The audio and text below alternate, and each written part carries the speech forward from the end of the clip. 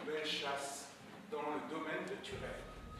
Le vicomte de Comborn viendra se rejoindre à nous pour faire voler faucons, faucons sacres, gerfauts et autour des palombes.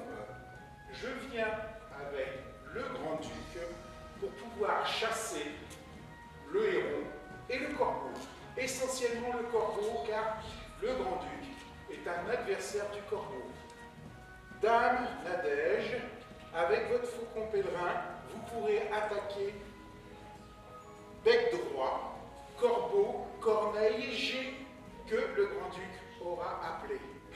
Le sieur de Comborn chassera lapin, lièvre, perdrix et faisan avec ses faucons sacres.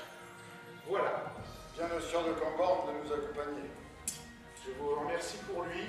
Et votre équipage étant prêt, nous les retrouverons dans le jardin avec d'autres oiseaux prêts à faire cette action de chasse. Allons-y gaiement nous faire plaisir. Je vous en prie. Merci pour tout, monseigneur. Je vous en prie, maître Connu.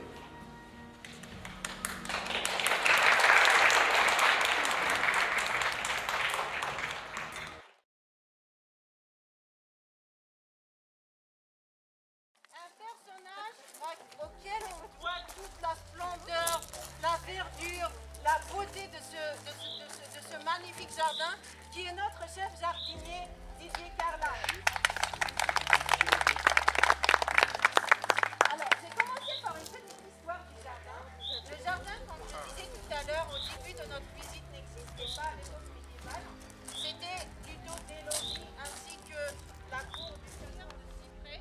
Alors, c'est un cyprès inoki, c'est un cyprès japonais.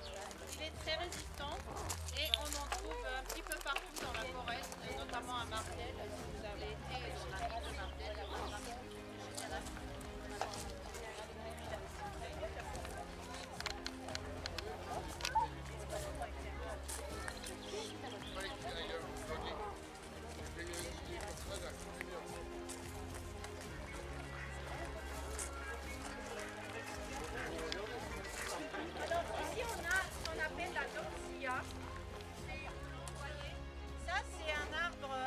parasol. Là, les deux pins parasols, ils ont plus de 100 ans. C'est une vraie caractéristique du château de Turenne. Voilà. Il y en a un qui vous dit bonjour, bienvenue. Il y en a un qui vous dit au revoir, comme vous voyez. Voilà. Et notamment concernant la symbolique du pin parasol, eh bien, le pin parasol, pour les protestants, ça représente